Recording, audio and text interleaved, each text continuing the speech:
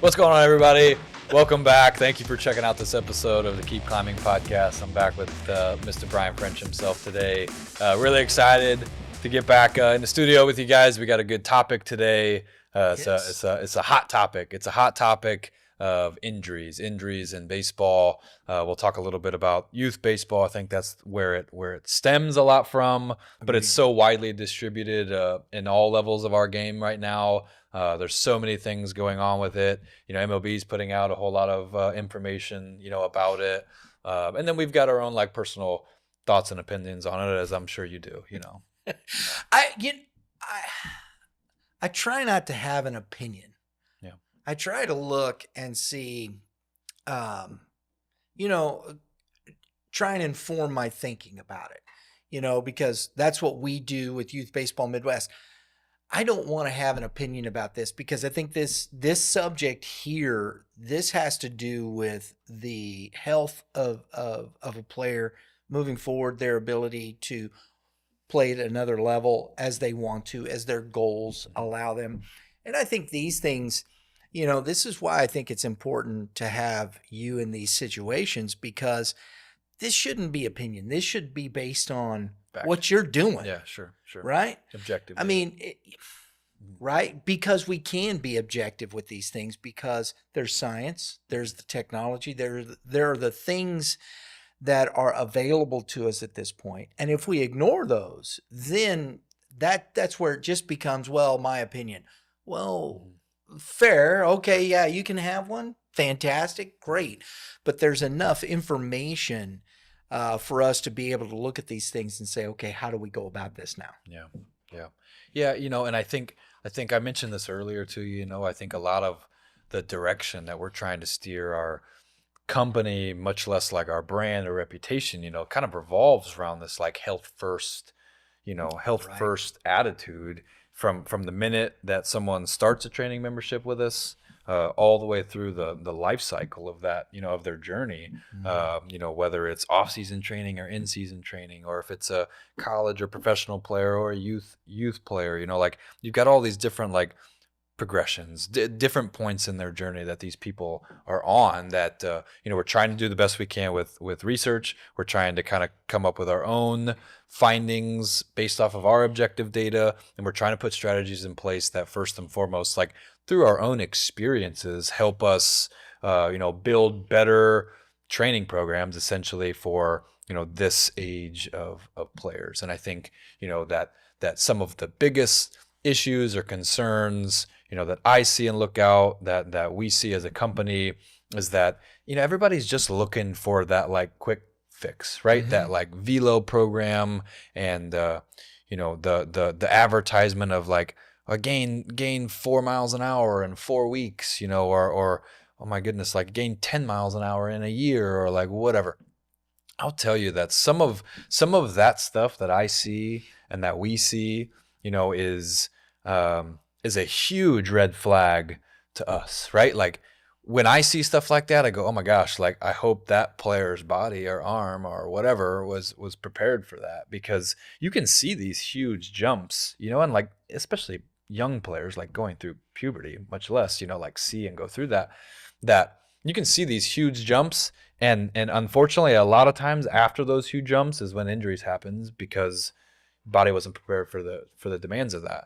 So, to me, when I see big things like that in short duration of time, it's kind of a red flag for me, it's a red flag for our coaches, that healthy gain of velo really is only 2 to 4 miles an hour a year. And then even then, that's 4 would be big when you're really growing from 14 to 15 and 15 to 16. Right. There's a lot of physical maturity that's going on then that I joke and say that you pump that much testosterone into a young man, and young boy, and he could sit on the couch and he's going to roll out next spring and just throw harder because his body's just developing, Now, obviously you wouldn't want to do that because you wouldn't be preparing your body for the physical demands of sport. But my argument is it's just a skeletal, muscular, and each kid is different in where they're at in that point. Yep. I think it's interesting too because I look at things from this perspective. You have objectifiable goals. If you can't an objective. You don't want to be subjective in anything you do. I don't believe in subjectiveness. If you're going to subject somebody to something, there needs to be, what does that mean? Well, you can only do that through an objective that is set to meet a goal that says this is where we're at. So, what are the things within that structure that help you meet that goal? Mm-hmm. And then you can set the initiative. And then it's up to the individual, Mm-hmm. the player. Does he have the initiative to meet that goal, right? Right. I think that's a constant struggle or balance for any coach, is that like you're trying to balance this information provider and like motivator or holding you accountable or like whatever, right? And there's a balance of that, and everybody needs a certain dose amount of that, and to be honest with you, that evolves. You'd hope that like a younger player, as they progress through that, take more and more ownership over what they're doing. So like in general, your 14, 15, 16-year-old guys are going to need a little bit more of that accountability than your 21, 23, 24, and a lot of times it's because the game was weeding people out who weren't taking that type of ownership, like those people who don't take that type of ownership at 16, 17, 18, or whatever the case may be, probably aren't getting that opportunity at 20, 21, 22 years old.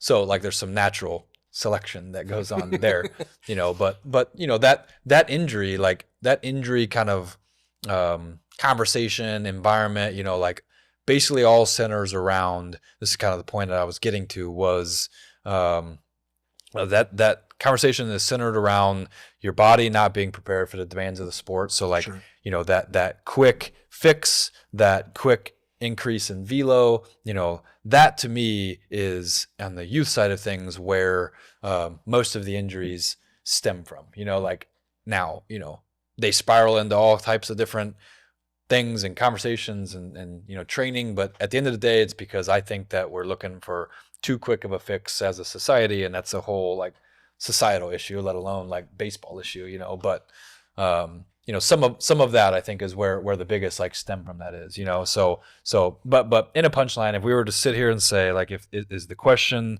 for today, where do injuries come from? The simple answer, straightforward answer is injuries happen when the body's not ready for the demands of the activity. Yeah. Period. Yeah. And that's where it comes from. And so if we want to take this like, zoomed out like look and approach from it, well then injuries are happening because we're not prepared. Well, how to prepare better? I think the preparedness comes through activities and accountability, kind of like what you're saying, like the intentions of the player once they get the information, the coach's ability to hold them accountable. But I also think it has a whole lot of other things to do with like even just how we like pre-program or think through training programs for people, right? Like we were talking about earlier, the conversation about the 12-year-old or the young player pursuing like a certain velocity amount, like, and I know that's very easy and it's a very easy goal for a lot of these players to have, no doubt. But I think the correct approach through all that we try to take with some of our younger players is not being so zoomed in that we're just trying to gain as much velocity as we can right now, because that's what I'm talking about with the quick fix type of stuff. We're trying to zoom out far enough to understand where these players are at in their progression, that I don't want them to just hit 70. I want them to be in a good spot to also then hit 80, and then also hit 85, and then also hit 90, and try to put those initial building blocks in place, understanding from what we've been through, from what we've taken other athletes through, the objective data that we've seen, that we've had and that we've read, to try to build the best programs, but also the best progressions. And I think that's what I mean, like maybe zoomed out bigger picture here, is that a program to me is like what you do on a day-to-day basis. A progression is what you do on a month-to-month, year-to-year, from life stage to life stage. Like that's a progression, and understanding where you're at. Goal, right? Yeah, that's right. Absolutely. Bigger picture goals than just 3 months from now, I want to throw as hard as I can. I think it's I want to do this because it popped in my head too. I should have done it sooner, in earlier, but because I don't know if you know Steve Lautzenheiser. He's a coach over at East. He worked with my son. He played for him, stuff. But Steve, I'm glad you're doing better. he had surgery, had a tumor removed. I talked to Coach Hill, doing better, continue to get well. Yeah. See, I hope to see you at the ballpark. Yes, sir. His son, Joe, I saw him at the ballpark, and here's Joe in a sling, and he was upset. I did it all right. We did, and those are things. And he said the doctor just told him his body at that point was just not ready for him. And the thing was, he just naturally threw hard. I think there's some of that with the kids. Yep. Is there something there? I don't think you can just prevent. He's 11, and I saw Joe, and I mean, he's playing shortstop. He comes up, and it's a dart for an 11-year-old. It's still a long throw for 11, but he wasn't doing anything. I didn't overdo it. What did I do wrong? What did I do wrong? And how do you deal with that as a parent in those situations? Yeah. I think that's the most troubling piece of this entire conversation, is that a lot of those things only come up like in hindsight. You know what I'm saying? That like maybe you start to evaluate what you could have done better. But the toughest part about this injury conversation is that there's so many people that do everything right that still get hurt, right? Yes. So if that's the case and you're over here not doing things right, right? How much more are you growing the chance that you are going to get hurt? And I think, we're still evolving as a baseball industry, learning what causes, specifically, like, because if we knew that certain things at certain ages put a higher risk and we had proof to do it, like, then no one would do that. You know what I'm saying? Like, we're still learning a ton about pitching, about our game, like the fact that like this data has only really been involved in our game for the last like 10 years or so. Like, we've got a long way to go to understand maybe a little bit deeper of what's going on. Yeah. I think we understand right now a whole lot more than we did 10 years ago, and certainly more than we did 20 years ago. But the fact of the matter is that even still, for that person, while it may be really hard for them to hear this, you did everything right. Overhand throwing is just not a natural human, movement. No, right. You can That's first, right? Yeah, you can do everything right and still get hurt, and that's an unfortunate truth.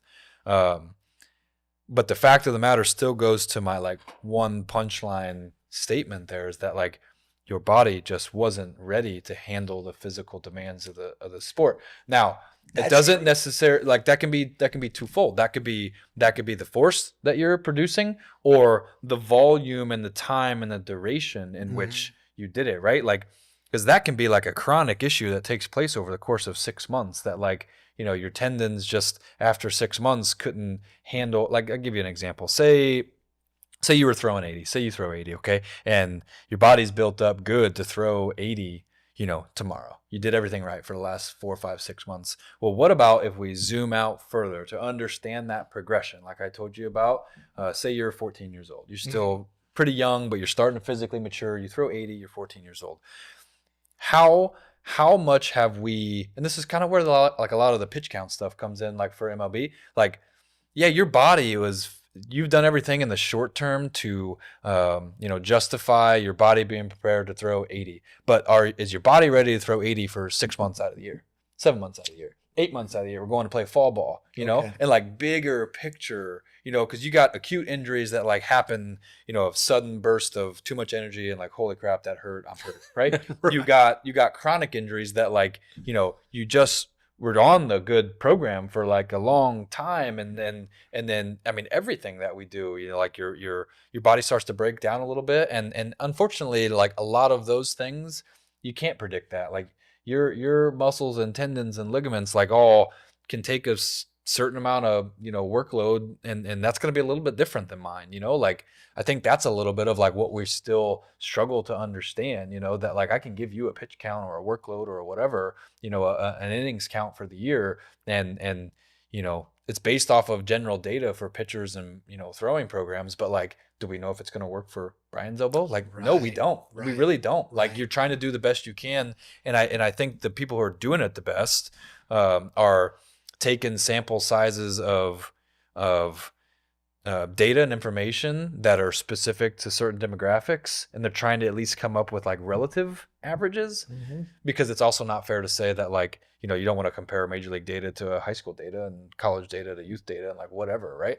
So some of those details I think is still like that's the incomplete piece to the puzzle right there, is that like, yeah, I can give you a fantastic workload recommendations and training program. You could do it all, but we don't really know how much your arm can take. You know what I mean? Because you could have a whole bunch of people do the exact same training program. You get hurt in August, they play all the way through October, and they're good.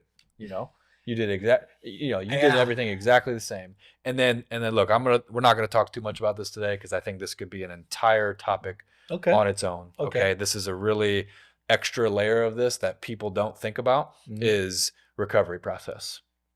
How you're sleeping, how you're eating, how you're hydrating.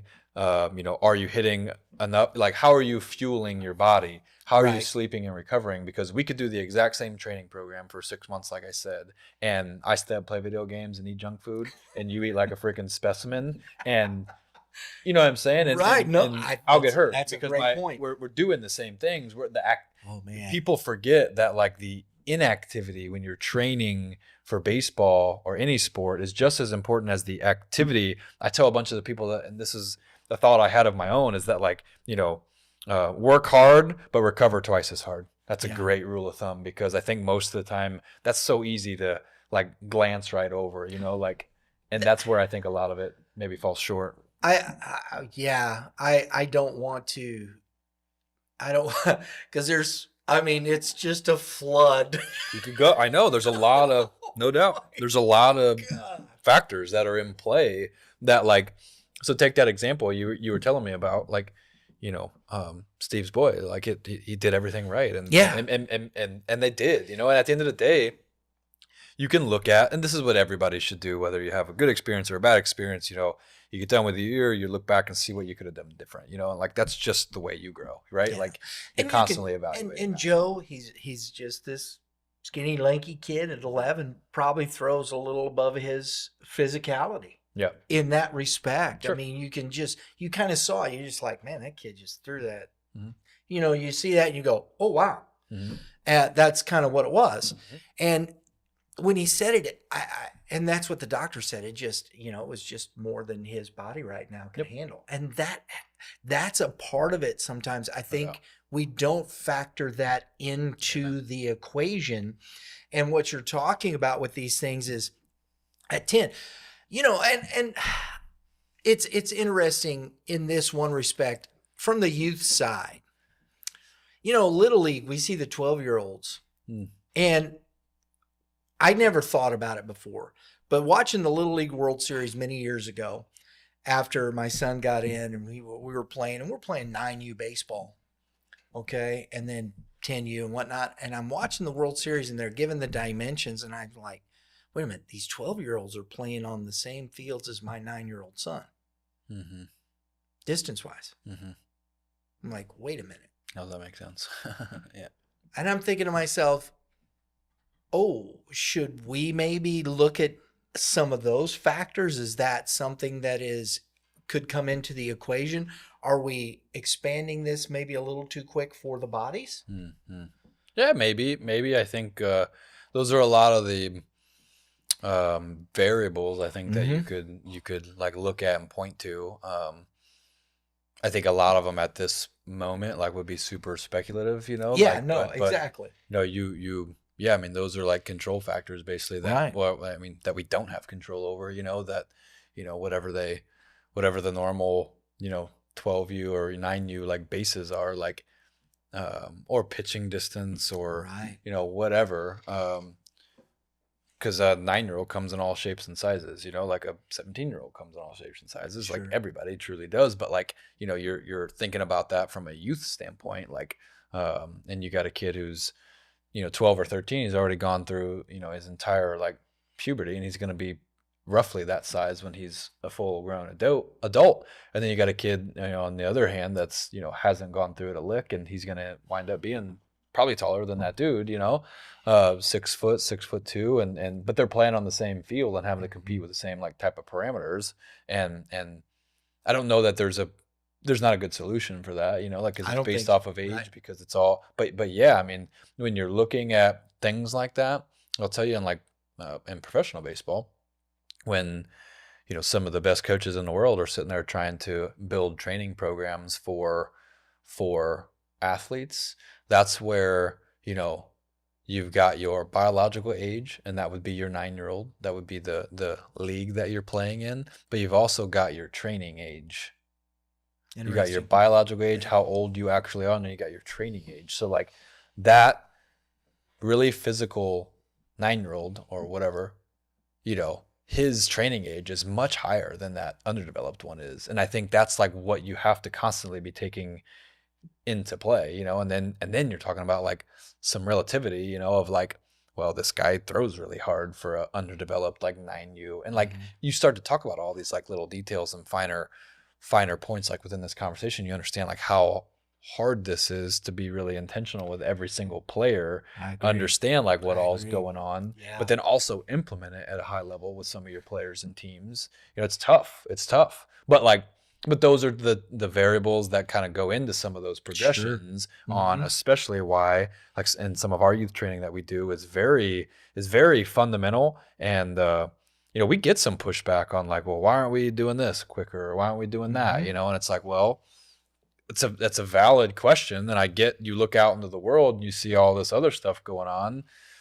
Youth parents are the worst with FOMO, like Oh my that. gosh. Yes, I and get that's it. yeah. I I get mean, it. I'm, I I'm not understand. saying it from a bad thing either. Like, I you look understand. out and you wanna be putting your child in the best, spot to develop that Right. you can, Right. and you have questions, and they're all like reasonable, but a lot of Sometimes. that is because we're not too quick to push them into a progression that ultimately might be a little cart in front of the horse, or it's just not the right training age specific for them. Mhm. Biological age and training age are like some of the two like biggest factors in that overall like progression for players. I think one of the more interesting things that you've brought up is the sizes, and we've had these conversations just in certain respects. With I've had this with Mitch over, at 14U. A lot of you swing a -3. That's it. You're getting ready for high school. You swing. Yeah, but the kid is 80 pounds, even Mm-hmm. at 14, Mm-hmm. and the bat's swinging him, and he's not having success. Well, he's got to learn how. Learn how to do what? His mechanics are breaking down because Yeah, that's the his big one. his just not the strength enough to Yeah. do that. Why can't he swing the -5? Mhm. I don't that's always been kind of my point to this, has always been, is the individual physically in that place to be able to execute what you're working to Yeah. to accomplish. Yeah. And that, to me, when I'm sitting listening to you about your program and stuff, that seems to me more the thought process to this, correct? The trying to meet the player where they're at Right. with strategies that'll best help them get from where they're at to where they big picture want to Mm-hmm. go, without sacrificing, some short term, like, we're not just like recklessly trying to get to like Sure. short-term goals, right? Like, Right, not right. not if they don't align with long-term goals. Like, as Right. they align, then absolutely let's chase them and be competitive, and that's Yes. awesome. Yes. That's a quality training environment. But the role of a good coach or training program is to help you look past next week, next month, to next year, right? Or, you come to our facility and wanting to go play like college baseball. Well, the things we need to do now need to not jeopardize your long-term goal. And as those short-term goals that you might have as a competitor align with long-term goals, and then those are great ones to chase and to do, and I think, a lot of what we do is probably helping develop process goals for players, because every player comes in with like outcome goals, Sure. right? They want to You they want to should. they want to throw 90, they want to go to Yeah. college. Like, you have this big carrot that you want to achieve, and I love asking players, well, how you going to do that? And then they tell me, and they say, well, I'm going to work out, and I'm going to, okay, well, how you going to do that? And you keep boiling it down to like, how. And if you keep asking yourself how for long enough, you're going to get to the root of like, well, this is what I need to do every single day to achieve my outcome goal, you know? So like process driven goals, you know, our assessments help do that. I think some of the like benchmark numbers we're trying to get players to at some of those different things, you know, because, you know, if I asked any of these players, you know, like, well, you know, how you gonna throw 90 this year or whatever your goal is, right? Um, how are you gonna add 2 miles an hour of velocity? Um, I hope that the answer that they give me was really clear and concise from their data and assessment recap information, because every single player that comes in goes through basically a post-assessment meeting with our staff where we help line out specific process goals. Here's really what you need to focus on to achieve that big picture goal of like what you're looking to do. And if you walk away from a assessment recap or you know, you sign up at our facility, any of our facilities with any of our coaches, and you don't understand what it is you're supposed to be doing or what it is you're supposed to be focusing on, then somebody missed the boat. Right, You right. know, like, because the whole point of all that data is to be like, okay, bingo, bingo, bingo. So in your mobility, we got to get better at this. With your mechanics, we got to get better at this. With your pitch arsenal, we got to get better at this. And in the weight room, we got to get better at this. Right. And that's what they all should be lining out. There should be no question about any of that. Right. And, you know, I'm involved in and sat in, and, you know, we talk about it all the time, like, too many assessment recap meetings to know that if you walked away from that and not picking that up, the delivery could have been off. Absolutely. Maybe it wasn't as clear or concise enough, but like you weren't paying attention to like some of those like key data points, because that's the whole point of any of the data, you know, is that to give an objective feedback on like, this is what you need to get better at. So, you know, process driven goals, I think, are huge with all that. I like this part of this because I think the injuries, we've seen more of it happening, you know, at the 8 to 14 year levels. You know, and I think part of this is due to some of the things, and I think some of it is just the fact that, you know, kids are playing so many more sports, they're playing so many more games. You know, my summer baseball in Little League back in the day, I'm ancient. No, I'm not ancient, but it's a little bit before everybody all this. I mean, we played 10 games. Yeah. You know, and if you were lucky to play in the championship game. Yeah. You know, and your season was over. You had 10 weeks and that was it. You played once a week. Yeah. And that's what it was. So I think it's interesting as we've come to this place, you know, looking back, that I believe is a factor involved in this. So the prevention part of it, I think at the youth level has to factor into those things, and a thought process too, you know, as much as the body can handle. How would you approach those things? From a youth standpoint, specifically those ages, lower and more intentional training sessions. Because running 30 kids in to do something like that, like, that's just, you're just not going to be able to, you know. Like, I get that sometimes there's space parameters, time parameters, coaching parameters, and like all these things that youth coaches deal with that are extremely real, you know.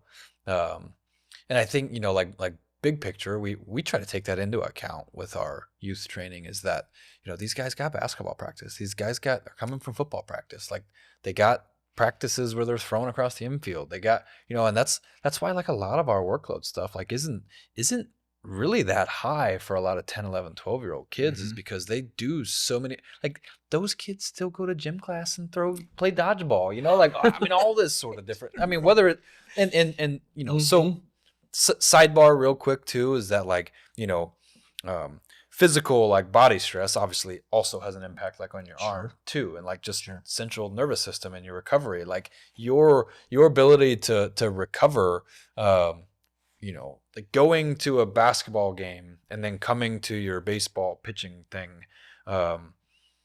even though you weren't throwing a whole bunch of stuff at basketball practice, still has an impact on your arm. And I think people don't, it's hard to wrap that around, like, well, you were shooting and you were running, like, your arm's not taxed. Like you can go throw after that. And like, yeah, you could, but like, think about how much quicker Garrett Cole would break down if he played a basketball game before every single game he went out and pitched. Oh yeah, it's obvious in that light. Well, I mean, take something that like your arms weren't even in play. Like I'm not even really talking about just like, running. Just running. Yeah, I mean, you went to cross country meet before. Like, of course your arm would break down faster. Right. And I don't mean break down as in like getting hurt, but like you would just get tired faster. Like makes sense. I played a basketball game before it. We're both supposed to throw 50 pitches. I'd feel a lot more tired at 25 pitches than you would, and like so like understanding some of those big picture things about like not running your kids into the ground. And I think when you start to understand or wrap your head around recovery cycles, that is when you start getting closer to that like understanding, Gotcha. So go back to basically what I was about to say is that like we take a lot of that into account with our youth training. Sure. And we have to understand that like what we're doing is always a very supplemental service for like what these players and kids and people do, because like they're not throwing pitches on the mound with us. Like they have team practices, they have other games, and they have things that like go on that don't involve us at all. Like we're a training facility meant to help kind of build them performance wise and arsenal wise and create better like output numbers for them to take out into their practices and games. Right. So you've got all these other like expectations of them, and especially when you throw those younger kids into that conversation, like they got team practices, they're taking ground balls. One of the most common questions I get asked by even all the way up through high school coaches is like, well, how do I deal with like arm health and workload management with my two-way players? At 11 years old, they're all freaking two-way players. Right? Amen. Like yes, they're all two-way players, and 11 years old, it's no big deal to like, I'm going to run out there and grab the left fielder and he's going to pitch, and then, hey, you're going to grab your glove and you're going to go play left field now. Yes. Like, or put him at first base, but he's still throwing the baseball. Well, yeah, and I think, playing first base, there's ways you can limit throws, and I think like your good coaches are thinking through all that, and there's really no good answer. I'm just going to tell you that right now. The kid puts the kid back behind the plate. Yeah, right, and there's really no good answer. There's some bad answers like that one, but there's really no good answer because take the scenario of like the kid going to first base. Well, what's the first baseman doing between every inning? Mm-hmm. He throws ground balls to the guys over there, like, and then that's, 5-10 throws, 5-10 throws, 5-10 throws.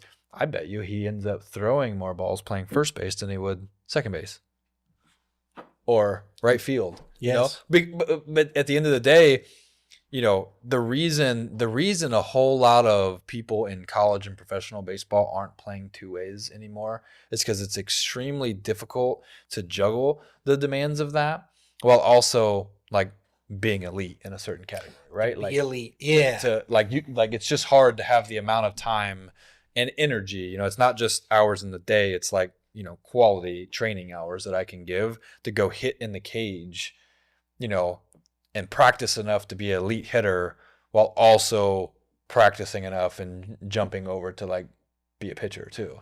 And the same thing like within college, like, you don't see them go to get a pitcher and stick him out in shortstop and left field. Now, like, when you have 12 players on your team in a youth environment, that's why I'm saying like I don't think it's anybody's fault. Like there is no good answer. Right. There is no good answer at times. And I get that, like, I was this player, like, you're not going to take one of your best bats out of the lineup either when you're trying to like win games like that. You're going to put him at first. You're going to put him at second. You're going to put him as a DH. You're going to try to find ways to keep his bat in the lineup, but you're juggling keeping his arm safe and healthy, when you took him out of the game from pitching. Mm-hmm. So there's a lot of things like that that go into it. Because you're a dad. Mm-hmm. You have a son, right? Mm-hmm. It's going to be playing some ball. Mm-hmm. I'm sure, whatever else beyond, but yep. Right.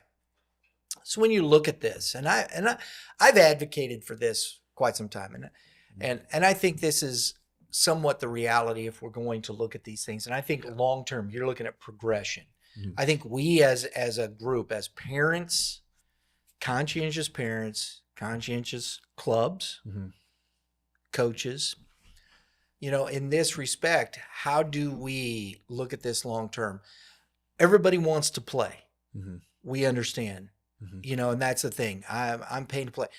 I've made this argument, and I think no, no, no, no, no.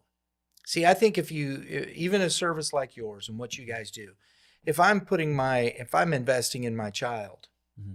as a parent and send him that, it isn't a matter, well, I'm paying you to do this, you better do this. We have to stop looking at that. We have to start looking at, do I trust the person and the information they're giving me, and watching the progression of these things, because the development is what you're Yeah. putting yourself in. Right. Even to a club, you're paying to be, you're on this team.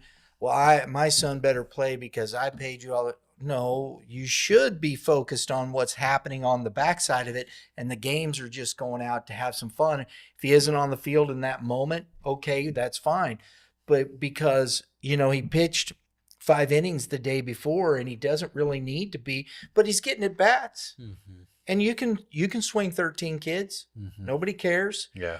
And protecting some of these things long term and putting some mindset to that thought process. Yeah. And I think on the youth side, I think the high school, and we understand that's kind of a whole different animal Hmm. once you get to that point. Hmm. But I think I love this youth discussion, because I think that's the first foundational piece in this thought process. Hmm. If you're looking at progression and how you're placing those things in that training process, Yeah. and how do we rethink that maybe a little bit.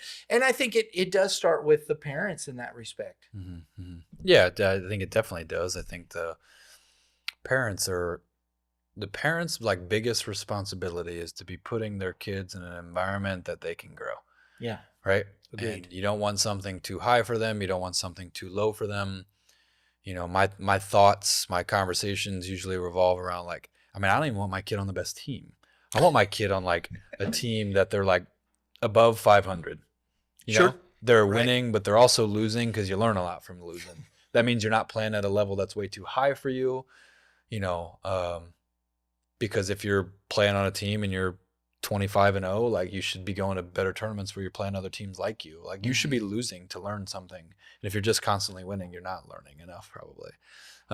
It skews in my opinion, it skews your idea of what baseball is, Yeah, it skews especially that, no doubt, baseball. and like where you're at, because Yeah. there's gonna come a time where you go to the next level or the next team or whatever, except for the 1% of the 1% that don't, like we're talking like Mike Trout and Harper and like those guys who like all the way through, like and then now they're in the big leagues and they're still just the best player. Like you're gonna come into an environment where you have adversity and you're gonna have to deal with that. Right. That like if you're not familiar with dealing with it, it feels like absolutely like earth shattering when it comes, especially you build up all this years of like kind of this fake confidence is what I think it could be, so yeah, I mean, the parents' role has got to be seeking the environment like for the player to grow, while that's your responsibility. Once they go off to college, like that becomes their responsibility. You can help have conversations and maybe guide them through it. And I know there's a lot of, maybe co-decision making that goes on there for that Sure. that age, but by the time they get there, it's like they got to make those decisions for themselves, and which can be hard in its own right, like because you're trying to find a level where like you can play and perform and develop at, but that like you're not the best at, like because if you're the best on your team, then you should probably be on a different team. It's my personal opinion. Really? I don't want my kid to be the best one on the team.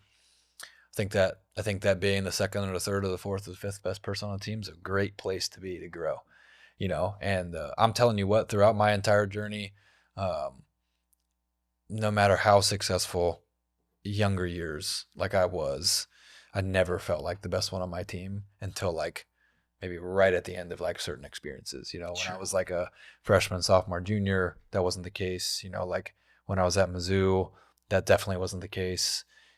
But at the end of that, I was a highest drafted draft pick, and I think it definitely like is because I had this like constant chase to that was pushing me to be better, and I want that for my kids. I've thought about this and doing a blog or maybe it's podcast topics, but like, how I'll teach, the title of it being like how I'll teach my son baseball, Interesting. and Yeah. have very strong opinions like about it, and a lot of them are like from a very personal like faith-based like standpoint that um I don't wish my life upon my son for sure. There's a lot of things that, baseball asked of me, that sacrifices and whatever that I loved or I was okay with because I loved baseball, but I don't like wish that on him until he like wants to love it. And I think that is a very key element probably to hear for a lot of parents is that, I don't care about that. I want him to be like a man of high character, discipline, faithful, and for them to be like quality human beings like that. And if they learn that through whatever they choose to do activity wise, like that's what's important to me first and foremost. So kind of building off that, like some type of pillars of okay, like they enjoy baseball, they want to play baseball, and like now we're into a scenario where it's like, okay, like I have this baseball experience. How am I gonna navigate that with my own kids? Well, I'm gonna pick an environment that helps them grow and challenges them because you don't learn those things about character and discipline and faith, from Mhm. easy, like you learn most of that through tough times, Yeah. not through easy like Getting kicked in the times. teeth sometimes. No doubt, no doubt. And like what a great thing to like learn for younger kids in a very controlled environment, obviously, like for them, you know. But then, ongoing after that, like you're it can go in so many different directions, and I think it's extremely difficult, which is, why I've thought about that. And people have done that, I think Mike Matheny's got a good like youth like Mhm. book out, and like some different people put some information that their thoughts out about it. I've thought about it a little bit, but at the end of the day, like I think the training age, biological age kind of conversations is how we try to do it, at least for our players of all ages, especially the younger players. But um, trying to figure out big picture of like what's most important at this age for a player, and focusing on those like process driven goals to accomplish that, Yeah. and making sure that any type of like emotional short term goal that you have doesn't disrupt the long term goal. And that's a really high level like look at it, but I think if you looked at that at 5 and then at 8 and then at 12, like that's kind of the lens we got to be looking at it through. It's got to start there. Yeah, for sure, for That's sure. foundational And then there's so stuff. many directions you could go from there, like Absolutely. but Well, I think this is the conversation because regardless of, I like talking about the high level kids and the high level stuff and whatnot. But it's all of this Mhm. here that I think is kind of uncharted still, or still in kind of that flux because, things change, things move, they different. You have equations of what has happened with youth baseball, and once you're here, it's a different parameter. Mhm. You're dealing with those things. The parents are kind of gone through it, and they're like, "Wow, I maybe shouldn't have done it." So Yeah. how do we put ourselves in a better position? Mhm. I think long term, and that's always been one of my Yep. goals as Yep. far as why I do this, because I remember making bad decisions about those types of things Sure. as a kid Sure. with my son, and you look back and you go, "Oh wow, Brian, what was that about?" Yeah. And you get carried away. Yep. I think it's, if you don't look at those things and understand that, Mhm. then how do you and create that opportunity to say, okay, Yeah. how do we look at this long term and be able to say, yeah, I wasn't right when I Yep. did that. Yep. That No was doubt. wrong. No doubt. Well, it's extremely hard because it's just human nature that like if I told you you could snap your fingers and accomplish your goals tomorrow, like you'd Yeah, be like, people would do it. Yeah. how many Thank times I you. gotta snap here? Like, let's do it.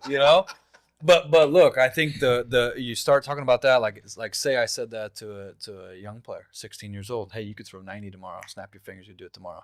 Heck yeah, they'd go bingo. I'm in. Like they wouldn't think another thing about it. If you could throw 90 tomorrow, but you got hurt a week from now, like, is that worth it? Like, absolutely not. You know what I'm saying? And Right. now we never know. Like, it's totally unfair. It's hypothetical, but Yes. like, it's stopping to think through like some forward thinking long enough. Is that like, well, do my short term goals that I'm dying to have right now, like match up with my long term goals? Like I've been saying, is that like, you can go try a, 3, 4, 5, 6 week, velo program. You can go, do some stuff like that, and you can go all in on for 6 weeks on trying to do that, and buy some weighted balls and download like a pull down whatever velo program off the internet and give it a go, and maybe it worked for you. Maybe you'll gain your velo, maybe you stay healthy. Who am I to say? Right, right. But if my point and my analogy before that is if I did that and you get into that scenario, then it's obvious, like if I got hurt a week later after I snapped my finger scenario, it's obvious that was not worth it. And that's kind of what you're saying, is that like when I get older and I can see things from a little bit bigger picture of a view, because I have the experience from that, that's what we're trying to do as coaches. Yes. That's what we're trying to do as coaches for these players and parents and families. Now, I don't expect them to just automatically trust me because I said so every single time. Like, you have to constantly be trying to, prove it and show it and present data, so that's not just my opinion, like you're talking about. Objective like facts. you're forever trying to and those questions are good. Like, those questions are good, and people should be asking questions. It means they're engaged. That means they care. It means they, this is impacting them. So like, to go through some answers on some of those things, like, shouldn't be a burden for any coach or training facility or, person. But like, that they're reasonable questions to be asking, because you're not the one that, spends all their days like looking at this stuff like we do. Like, there's a reason why we do it. And Right. I tell our guys all the time, like, we've got to be prepared as a business, let alone an individual, on like what our stance is on answers regarding this question. You know what I mean? Yes. Like, and different Be things like prepared that. to So answer. so that Yeah. if somebody asks you and somebody asks me, we're given relatively the same answer. Obviously, like, there's could be some differences, but Sure. but when it's based on subjectivity and it's your opinion versus my opinion, or my opinion on something, your opinion on something, there isn't. When it's based on objectivity, it's way easier to say, here's the data, right? Yes. You and me are studying this as, employees and our coworkers, right? And we're like, okay, this is what we based our truth on. And then you get asked by somebody, well, I'm not giving you my opinion. I'm actually just giving you what the research says. That's right. So then the answer should be the same from you or to me. Exactly. And that's kind of like what we're trying to work towards from an objectification like process, that it's the same, and then when there's not, like, well, it is a little bit more of like subjectivity because we don't have data to support XYZ, that like, all we can really do is have these questions, find and pull sample sizes and use the data that we're collecting to make better decisions on. And that's been the evolution of our company and companies like. So one of the things, and I'll share this, and this is an objective goal of Youth Baseball Midwest. And it didn't start out this way, but it's become this, because I think, and especially with a lot of the rule change, I like what's happening. And to a lot of the points, and I think this would help a lot of the things you're talking about and putting, is from that, as soon as the players start, whether you start at 5, 6, 7, you're doing coach pitch, machine pitch, whatever the case may be, to 12. Mm-hmm. If your goal, everybody talks about MLB, and this, that, but setting goals to make your high school team. At 12, let's think that. Yeah, you can have that dream. It's like you do the MLB to play college baseball. You can set a goal out there, but you don't even know if you can make your high school team. Do you know what high school you're going to? Because there are certain high schools that if you're going to that particular high school, you may get cut. Can you make that team? Yep. Have you set that place? So when you're 12, if you're going to Francis Howell, have you been to all the camps? Have you even gone and watched a high school baseball game? Yep. There are many 9, 10, 11, 12-year-olds that I talk to on weekends. I put a microphone there and I said, so have you seen your high school team play? No. They haven't seen high school baseball. I love that. That's such great advice. That's something that my dad did so well for me that I never had to even think about. That, like, of course, an 11-year-old's not going to think about it. Advice for your parents. That's fantastic advice for your parents. And that's kind of what I mean by being responsible for the environment that you choose to put your kid in.